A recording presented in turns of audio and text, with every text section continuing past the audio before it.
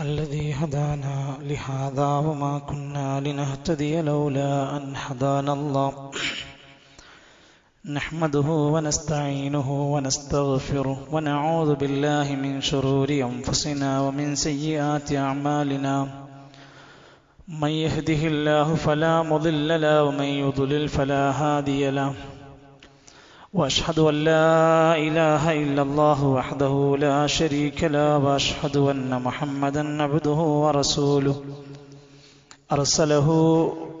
أرسله بالهدى ودين الحق ليظهره على الدين كله ولو كره المشركون اللهم صل على محمد وعلى آل محمد كما صليت على إبراهيم وعلى آل إبراهيم إنك حميد مجيد اللهم بارك على محمد وعلى آل محمد كما باركت على إبراهيم وعلى آل إبراهيم إنك حميد مجيد أما بعد فإن خير الكلام كلام الله وخير الهدي هدي محمد صلى الله عليه وسلم وشر الأمور محدثاتها وكل محدثة بدعة وكل بدعة ضلالة أيها الإخوة والأخوات أوصيكم وإياي أولا بتقوى الله يا أيها الذين آمنوا اتقوا الله حق تقاته ولا تموتن إلا وأنتم مسلمون أعوذ بالله من الشيطان الرجيم ما كان إبراهيم يهوديا ولا نصرانيا ولكن كان حنيفا مسلما وما كان من المشركين ആദരണീയരായ ബഹുമാന്യരായ സത്യവിശ്വാസികളെ വിശ്വാസിനികളെ, നമ്മെയെല്ലാം സൃഷ്ടിച്ച് പരിപാലിച്ച ഈ ലോകത്തിൻ്റെ ശക്തിയായ ഇസ്സത്തുള്ള പടച്ച റബ്ബിൻ്റെ വിനയാന്വിതരായ അടിമകളായി ജീവിക്കുവാനും അല്ലാഹുവിൻ്റെ നിയമ വിലക്കുകളെ പാലിച്ചുകൊണ്ട് പരമാവധി ജീവിതത്തെ തഖ്വയിലായി മുന്നോട്ട് കൊണ്ടുപോകുവാനും ഓരോരുത്തരും ശ്രമിക്കണമെന്ന് ആമുഖമായി എന്നെയും തുടർന്ന് നിങ്ങളെയും ഓർമ്മപ്പെടുത്തുകയാണ്. അല്ലാഹു നമ്മെയെല്ലാം അനുഗ്രഹിക്കുകയും ഇഷ്ടപ്പെടുകയും ചെയ്യുമാറാകട്ടെ. സഹോദരങ്ങളെ, നമ്മുടെ രാജ്യത്തിൻ്റെ സുപ്രധാനമായ ഒരു ജനാധിപത്യ സംവിധാന പ്രക്രിയ അവസാനിച്ച് പുതിയൊരു ഭരണകൂട സംവിധാനം വീണ്ടും നിലവിൽ വന്നുകൊണ്ടിരിക്കുന്ന ഘട്ടത്തിൽ ചില പ്രതീക്ഷകളും സന്തോഷങ്ങളുമൊക്കെ അൽഹംദുലില്ലാ ലഭിച്ചിരിക്കുന്നൊരു വേളയിലാണെന്ന് നമ്മളൊക്കെ പ്രബുദ്ധരാണ്. ഇന്ത്യ തകരുകയാണ്, ഫാസിസ്റ്റ് ശക്തികൾ വളരുകയാണ് എന്നൊക്കെ ഭീതിയായിരുന്നൊരു ഘട്ടത്തിൻ്റെ ഇടയിൽ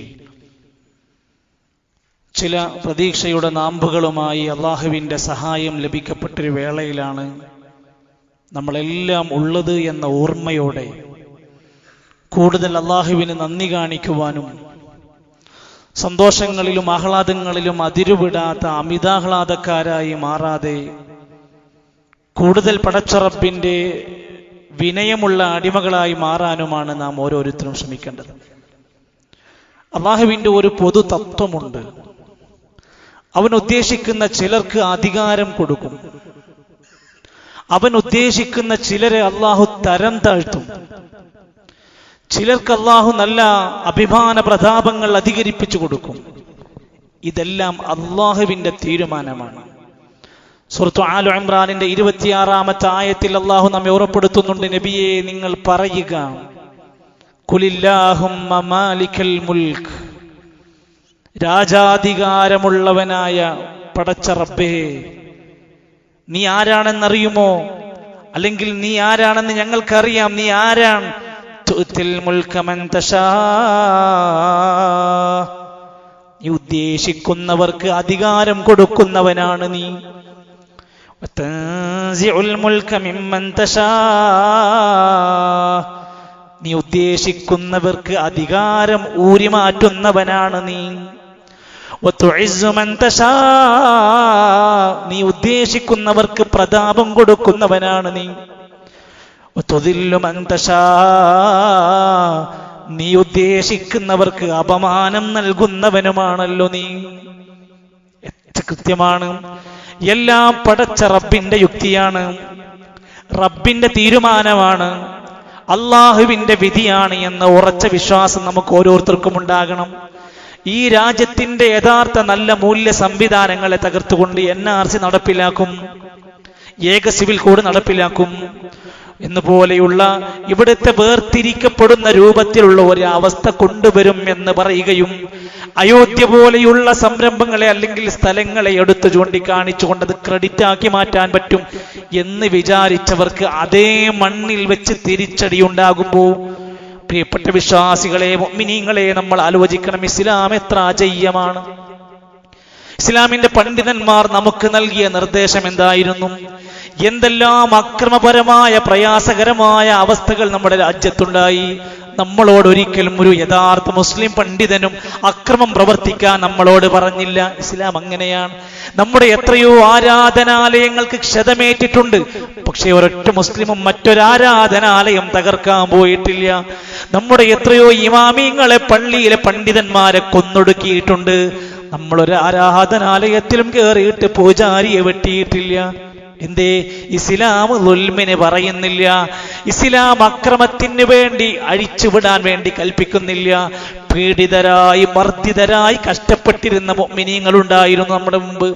അവരൊക്കെ നബിയോട് വന്ന് ചോദിക്കാൻ തുടങ്ങി, മതാ നസ്റുല്ലാഹ്, അല്ലേ നബിയെ, എന്നാ അള്ളാന്റെ സഹായം കിട്ടുക?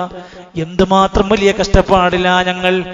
അന്ന് അള്ളാന്റെ ഖുർആൻ പറഞ്ഞൊരു മറുപടിയുണ്ട്, അലാ ഇന്ന നസ്റല്ലാഹി ഖരീബ്.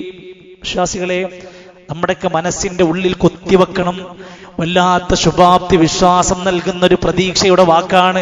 അലാ, നിങ്ങൾ അറിയണം, ഇന്ന നസ്റല്ലാഹി ഖരീബ്, അള്ളാന്റെ സഹായം അടുത്തു തന്നെയുണ്ട്. അള്ളാഹുവിന്റെ സഹായം നിങ്ങൾക്ക് സമീപത്തു തന്നെയുണ്ട്. നിങ്ങൾ കാത്തിരിക്കണം, നിങ്ങൾ ക്ഷമിക്കണം.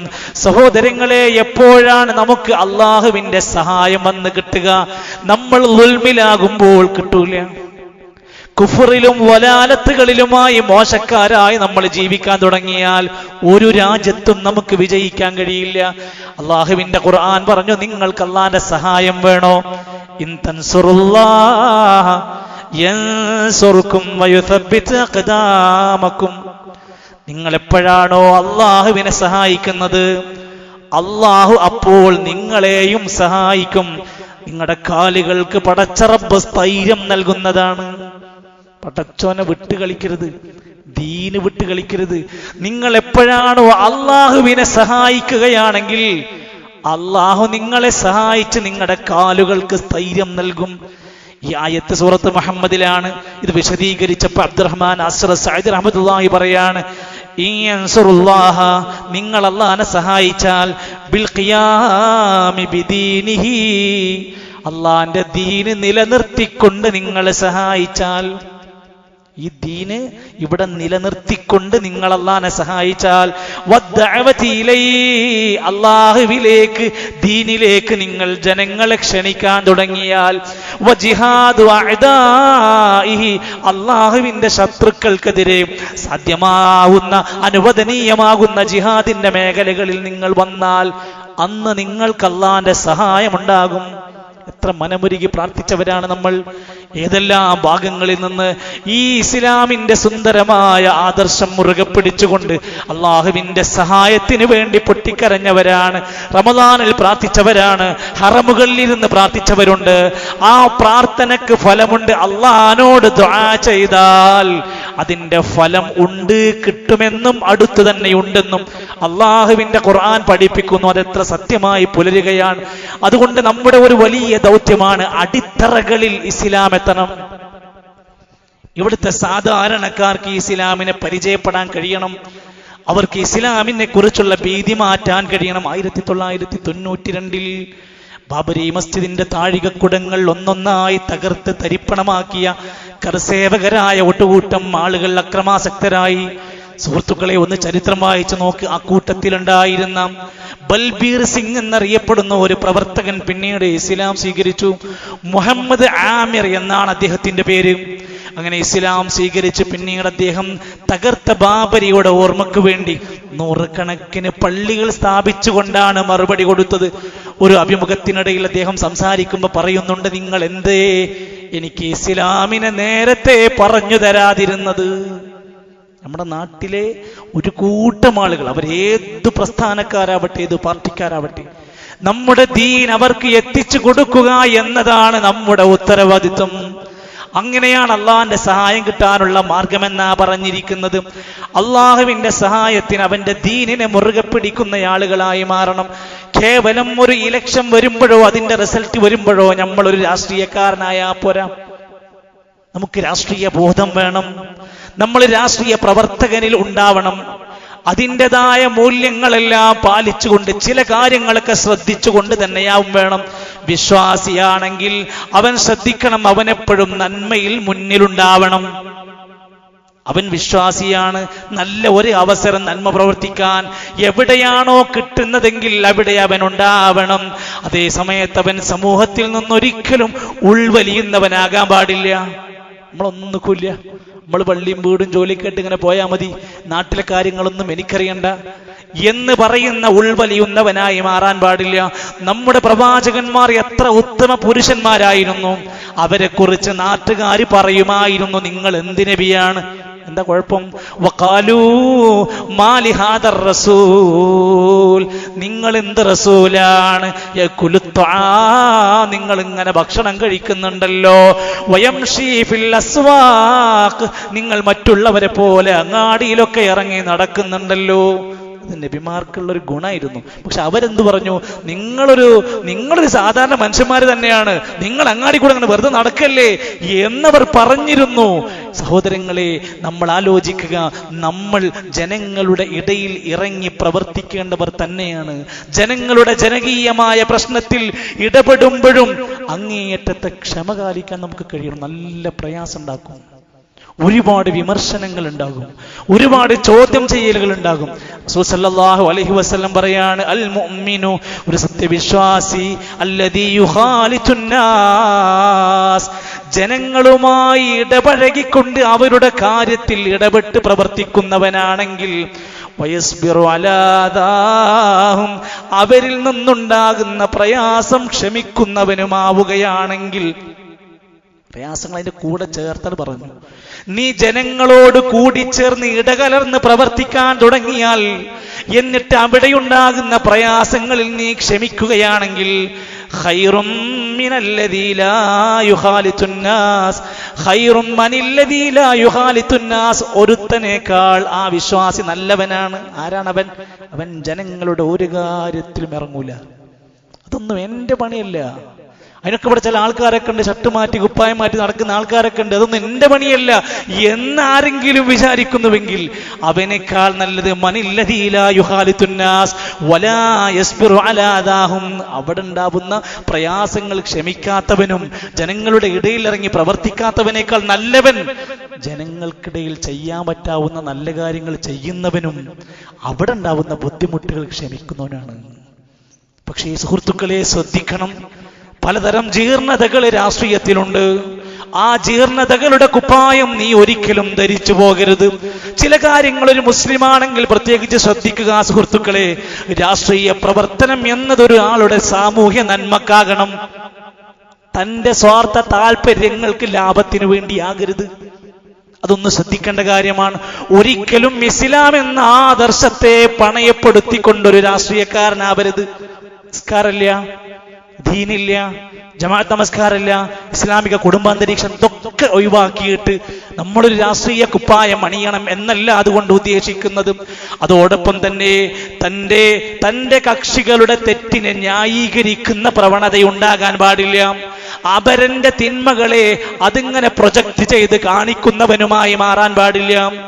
അതുപോലെ തന്നെ ഒരു രാഷ്ട്രീയ പ്രവർത്തന രംഗത്തുണ്ടാകുമ്പോൾ നന്മകളായിക്കൊണ്ട് ആര് ചെയ്താലും അത് അംഗീകരിക്കുന്നതാവണം. തിന്മ ആര് ചെയ്താലും അതിൻ്റെ കൂടെ നീ ഉണ്ടാകാനും പാടില്ല. ചില കാര്യങ്ങൾ അത്ര ശ്രദ്ധയിൽ ഉണ്ടാവണമെന്നാണ് പറഞ്ഞത്. അതുകൊണ്ട് മനുഷ്യർ, മുഅ്മിനീങ്ങൾ ജനങ്ങളുമായി ഇടപെട്ട് ഇറങ്ങി പ്രവർത്തിക്കുന്നവനാകണം, രോഗികളെ സഹായിക്കുന്നവനാവണം, വീടില്ലാത്തവന്റെ വീടിനെ കുറിച്ച് ചിന്തിക്കുന്നവനാകണം, ഒരു വീട്ടിലൊരു ജനാസയുണ്ടെങ്കിൽ അവിടെ ചെയ്യാൻ പറ്റുന്ന കാര്യങ്ങൾ അവൻ ചെയ്യുന്നവനാവണം. അവൻ ഭാരവാഹിയാകേണ്ടതില്ല, അവൻ ജില്ലാ നേതാവാകേണ്ടതില്ല. ഒരു യഥാർത്ഥ മുഅ്മിനായാൽ തന്നെ അവനെ കൊണ്ട് സാധ്യമാകുന്ന പോലെ അവൻ ഇടപഴകുന്നവനാവണം. സഹോദരങ്ങളെ, ഹജ്ജിന്റെ പ്രവർത്തനങ്ങൾ ആരംഭിക്കാൻ പോവുകയാണ് ഇൻഷാ അല്ലാഹ്. ബലിപെരുന്നാളിനോട് അടുത്തേക്ക് നമ്മൾ വരാനിരിക്കുകയാണ്. ഇടക്കിടക്ക് നമ്മൾ ഈ ചരിത്രം ഓർമ്മപ്പെടുത്തുന്ന ബലിപെരുന്നാളിന്റെ ഹജ്ജിന്റെ സന്ദേശം പറയുന്ന കൂട്ടത്തിൽ ഇബ്രാഹിം നബി അലൈഹിസ്സലാമിന്റെ പേര് പറയാറുണ്ട്. ഇബ്രാഹിം നബി അലൈഹിസ്സലാമിന്റെ ചരിത്രം വായിച്ചു നോക്ക്. നമ്മൾ ഈ പറഞ്ഞതുമായി എന്താ ബന്ധം? ജനങ്ങളിൽ ഭയങ്കരമായ ലലാലത്ത് നടക്കുമ്പോൾ അവരിലേക്ക് ഇറങ്ങിച്ചെന്ന് ആ ജനങ്ങളോട് സംവദിച്ച്, രാജാവിനോട് സംവദിച്ച്, പാപ്പയോട് സംവദിച്ച്, ഇസ്ലാമിനെ പരിചയപ്പെടുത്തി പറഞ്ഞുകൊടുത്ത് സത്യത്തിലേക്ക് ക്ഷണിക്കുക എന്ന യഥാർത്ഥ തൗഹീദിന്റെ മില്ലത്തിലേക്ക് ആ ജനങ്ങളെ ക്ഷണിച്ച ഒരു ദാഇയാണ് ഇബ്രാഹിം നബി അലൈഹിസ്സലാം. എന്തുകൊണ്ട് നമുക്കിതിൽ നിന്ന് പഠിക്കാനുണ്ട്. മഹാനായ ഖലീലുള്ളാഹി ഇബ്രാഹിം നബി അലൈഹിസ്സലാത്തു വസ്സലാമിനെ പറയാത്ത, ഓർക്കാത്ത ഒരു നമസ്കാരം ഇവിടെ കടന്നു പോകുന്നുണ്ടോ? സ്വലാത്ത് ചൊല്ലുന്നവരെ, ഇബ്രാഹിമി സ്വലാത്താണല്ലോ നമുക്കുള്ളത്. നമ്മളത് എത്രമാത്രം മഹത്തരമായി കാണുന്ന ആ പേരിങ്ങനെ ഉയർന്നുകൊണ്ടിരിക്കുകയാണ്. അല്ലാഹുവിന്റെ റസൂൽ സല്ലല്ലാഹു അലൈഹി വസല്ലമ തങ്ങൾ വിശുദ്ധ ഖുർആനിലൂടെ നമ്മളെ പഠിപ്പിച്ചു തരികയാണ്. അദ്ദേഹത്തിന്റെ ഖൗമിന് ഇടയിലേക്ക് ഇബ്രാഹിം നബി അലൈഹിസ്സലാം എന്ന ആദർശധീരനായ, പോരാളിയായ, ഒറ്റയാനായി സമൂഹത്തിൽ ഇറങ്ങുകയാണ്. നമുക്കിവിടെ സംരംഭങ്ങളുണ്ട്, നമുക്കിവിടെ കൂട്ടായ്മകളുണ്ട്, നമുക്കിവിടെ നിയമങ്ങളുണ്ട്. ഇതൊന്നുമില്ലാത്തൊരു ഘട്ടത്തിൽ ജനങ്ങളിലുള്ള വലാലത്തും പിഴവും നടന്നുകൊണ്ടിരിക്കുമ്പോൾ ആ ഖൗമിന്റെ ഇടയിലേക്ക് ഇറങ്ങിച്ചെന്നിട്ട് അവർ ചെയ്യുന്നതെല്ലാം അതുപടി അനുകരിക്കുകയല്ല, അവരിലുള്ള എല്ലാ വലാലത്തുകളും ഏറ്റെടുക്കുകയല്ല, അവരോട് തിരിച്ചു ചോദിക്കുകയാണ്. ഇത് ഖാലൂ ലിഖൗമിഹിം, ഇബ്രാഹിം നബിയും അദ്ദേഹത്തിന്റെ കൂടെയുള്ളവരും മാതൃകയാണ്. അവർ തന്റെ ജനങ്ങളോട് ചോദിക്കുന്നുണ്ട്, ഇന്നാ ബുറാഉം മിൻകും, നിങ്ങളിൽ നിന്ന് ഞങ്ങൾ സുരക്ഷിതരാണ്, നിരപരാധികളാണ്, നിങ്ങൾ ചെയ്യുന്ന കാര്യത്തിന് ഞങ്ങൾ സപ്പോർട്ടല്ല. അതാ ഞാൻ നേരത്തെ പറഞ്ഞത്, തിന്മ ആര് ചെയ്യുന്നുവെങ്കിലും തിന്മയാണ്, ഞങ്ങൾ അതിനില്ല.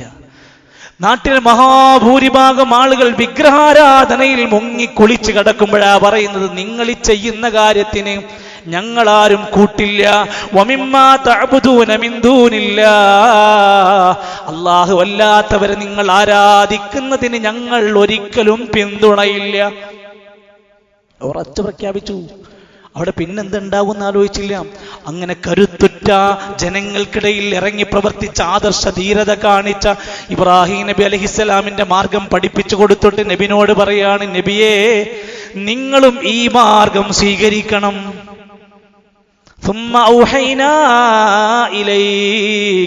നബിയെ നിങ്ങൾക്ക് ദാ നാം വഹി നൽകുകയാണ്, അനിത്തബിഅ മില്ലത ഇബ്രാഹിം ഹനീഫാ, നേരായ ചൊവ്വായ വക്രതയില്ലാത്ത ശുദ്ധമായ ഇബ്രാഹിം നബി അലൈഹിസ്സലാമിന്റെ ഋജുമനസ്കതയുള്ള ആ മാർഗം നബിയെ നിങ്ങൾ പിൻപറ്റണം.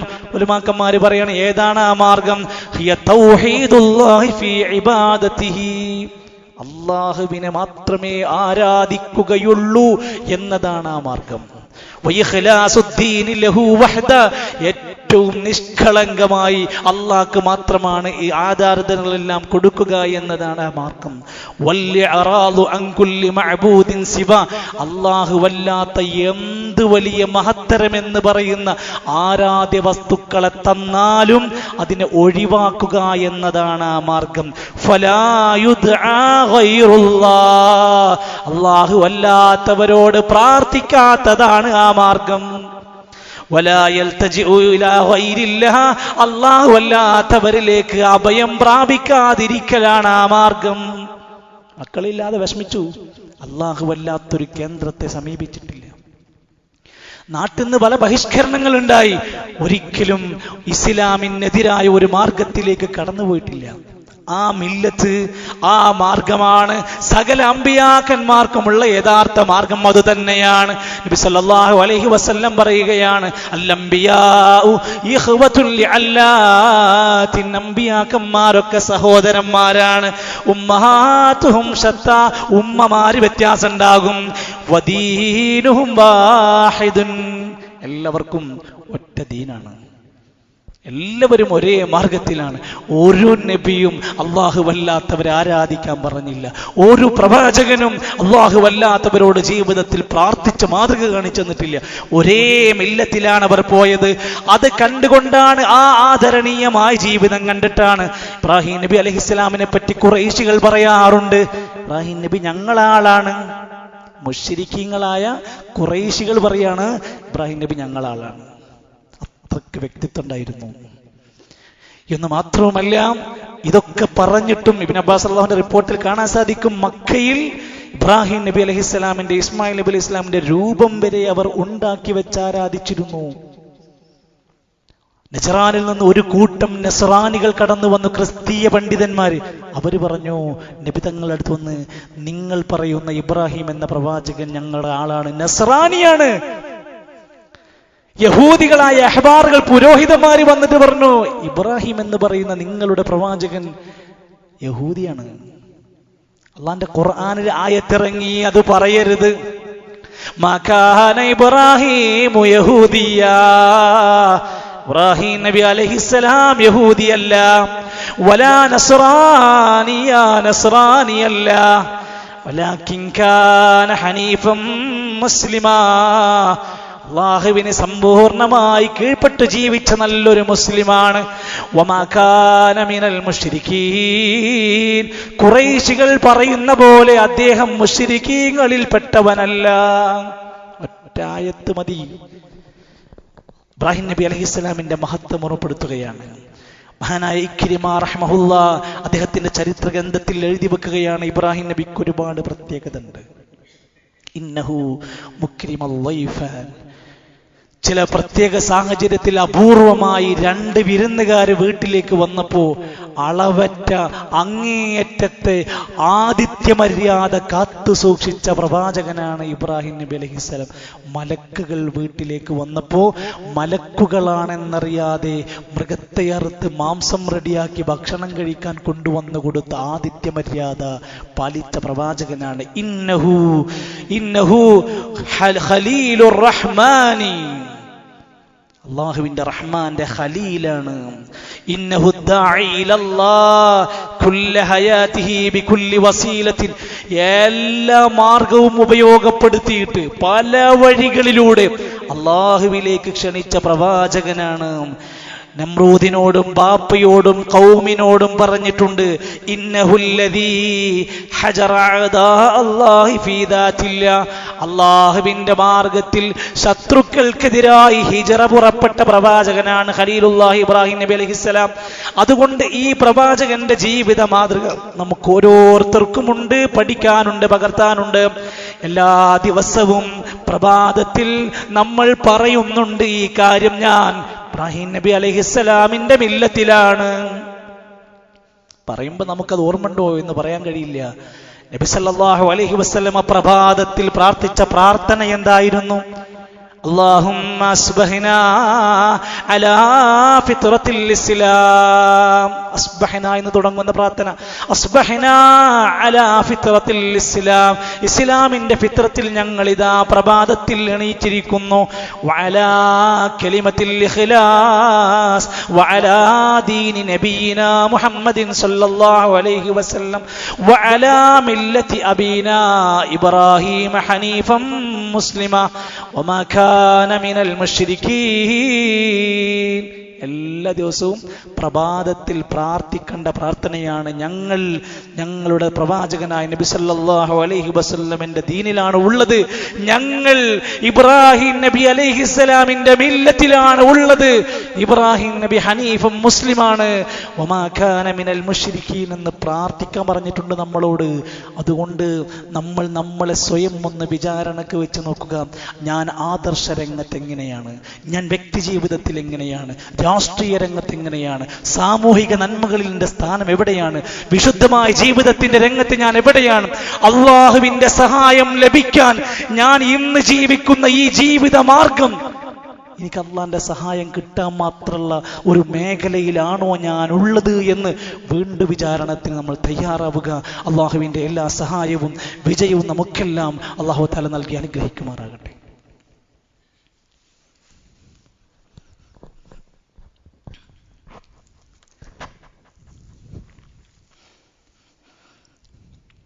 അൽഹംദുലില്ലാഹി റബ്ബിൽ ആലമീൻ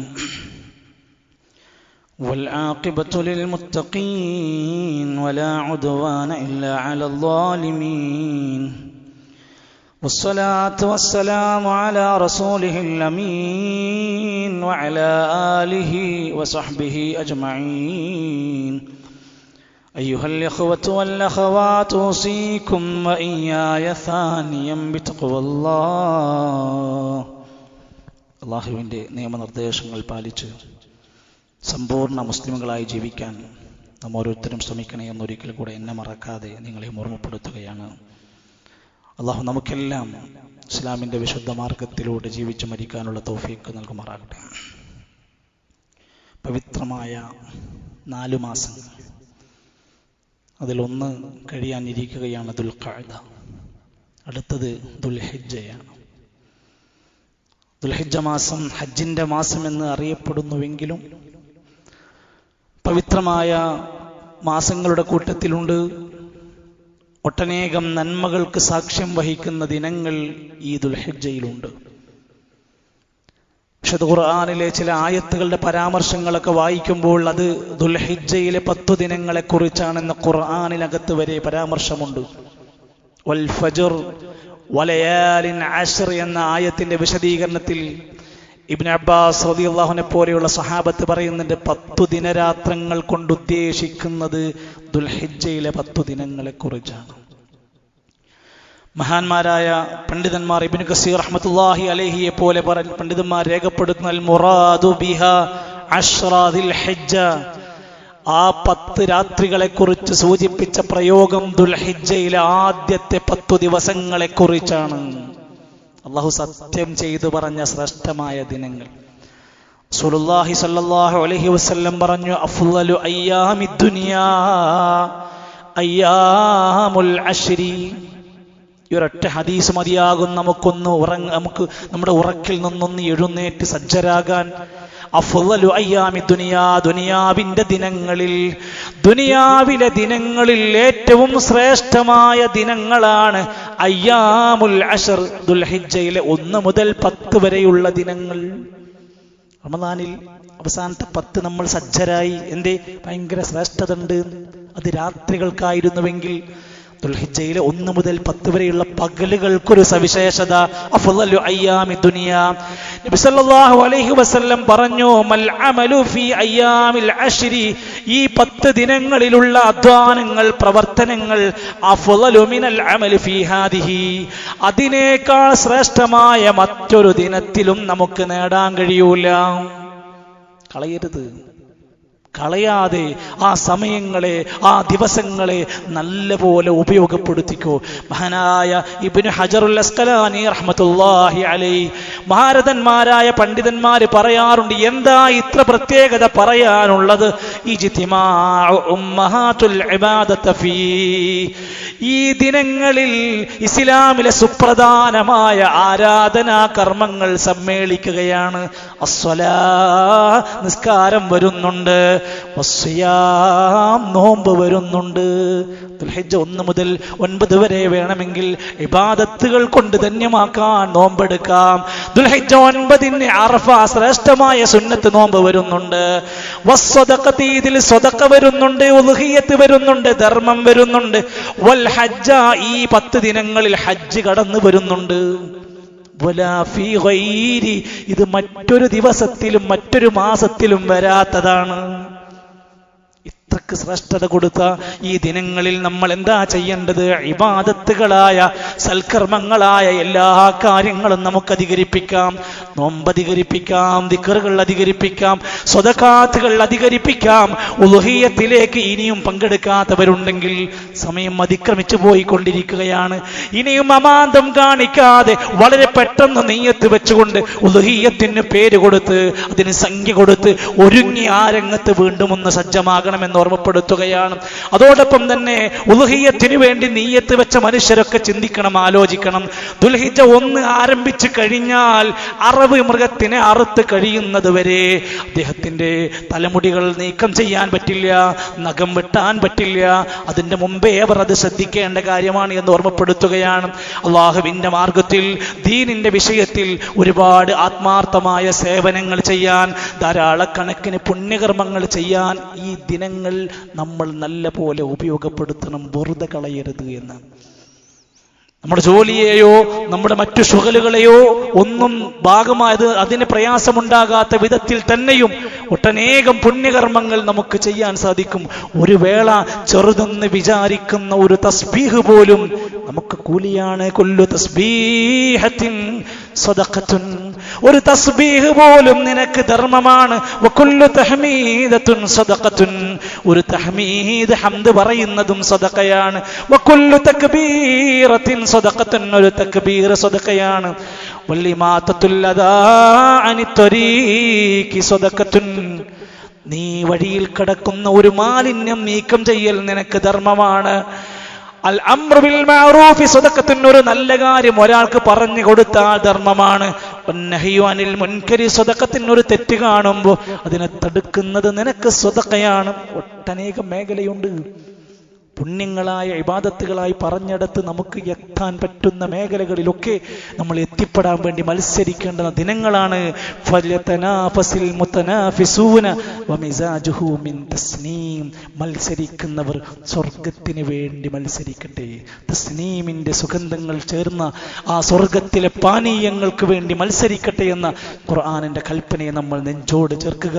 അല്ലാഹു സുബ്ഹാനഹു വ തആല ഏറ്റവും പുണ്യമാക്കപ്പെട്ട ഷറഫാക്കപ്പെട്ട ഈ ദിനങ്ങൾ വലിയ സുഹൃതങ്ങളിലൂടെ ധാരാളം പുണ്യങ്ങൾ നേടാൻ, അള്ളാഹുവിന്റെ മാർഗത്തിൽ സജ്ജരാകാൻ പടച്ച റബ്ബ് നമുക്കെല്ലാം ആഫിയത്തുള്ള ദീർഘായുസ് പ്രദാനം ചെയ്യുമാറാകട്ടെ. നമ്മുടെ പ്രിയങ്കരനായ സഹോദരൻ ഷർഫുദ്ദീൻ സാഹിബ് പാളയത്ത് താമസിക്കുന്ന അദ്ദേഹത്തിന്റെ പിതാവ് KP മുഹമ്മദ് ഹാജി കഴിഞ്ഞ ഏതാനും ദിവസങ്ങൾക്ക് മുമ്പ് മരണപ്പെട്ടിട്ടുണ്ട്.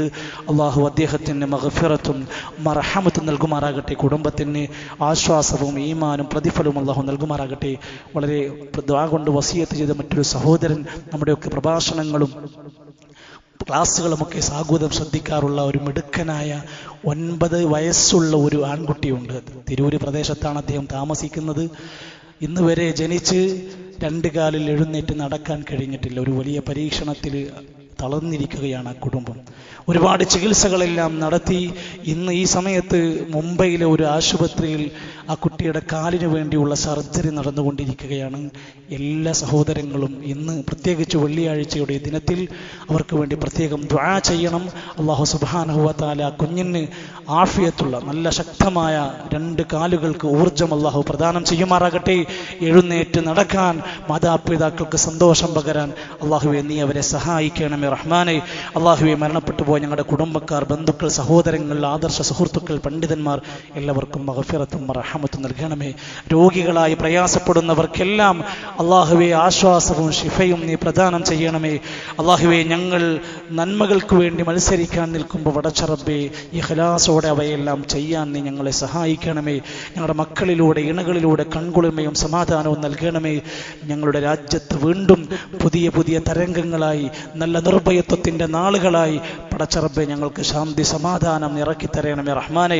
അല്ലാഹുവേ സത്യദീനിന് വേണ്ടി അധ്വാനിക്കാൻ, നിന്നെ പരിചയപ്പെടുത്താൻ, ഇസ്ലാമിലേക്ക് ജനങ്ങളെ അറിയിച്ച് പരിചയപ്പെടുത്തുന്നവരാകാൻ ഞങ്ങൾക്ക് നീ കരുത്ത് പ്രദാനം ചെയ്യണമേ റഹ്മാനെ. അല്ലാഹുവേ ഹജ്ജിന് വേണ്ടി പുറപ്പെടുന്ന ഒട്ടനേകം നമ്മുടെ സഹോദരങ്ങളുണ്ട്. അവരുടെ യാത്രാ ക്ലേശങ്ങളെല്ലാം ലഘൂകരിച്ച് സുഖകരമായി അവ പൂർത്തീകരിച്ച് തിരിച്ചു വരാൻ പടച്ചറബ്ബേ നീ തൗഫീഖ് നൽകണമേ റഹ്മാനെ. അല്ലാഹുവേ, സന്തോഷകരമായ നാളുകൾ ഞങ്ങൾക്ക് നീ നൽകണമേ. ഞങ്ങളുടെ നല്ല മുറാദുകൾ ഹാസിലാക്കി തരണമേ. കച്ചവട രംഗത്ത്, കൃഷിയിൽ, വരുമാനത്തിൽ, ശമ്പളത്തിൽ ഞങ്ങൾക്ക് നീ ബറക്കത്ത് നൽകണമേ. അല്ലാഹുമ്മ ഗ്ഫിർ ലിൽ മുഅ്മിനീന വൽ മുഅ്മിനാത്ത് വൽ മുസ്ലിമീന വൽ മുസ്ലിമാത്ത് അൽഹയാഇ മിൻഹും വൽ അംവാത്ത്. അല്ലാഹുമ്മ അഇസ്സൽ ഇസ്ലാമ വൽ മുസ്ലിമീൻ വഅദില്ല الشرك والمشركين. اللهم اغث باهل فلسطين. اللهم دمر اعداءك الدين واعداء من اليهود والنصارى. اللهم ثبت اقدامنا وانصرنا على القوم الكافرين. توفنا مسلمين والحقنا بالصالحين. ربنا تقبل منا انك انت السميع العليم وتب علينا انك انت التواب الرحيم. وصلى الله على نبينا محمد والحمد لله رب العالمين.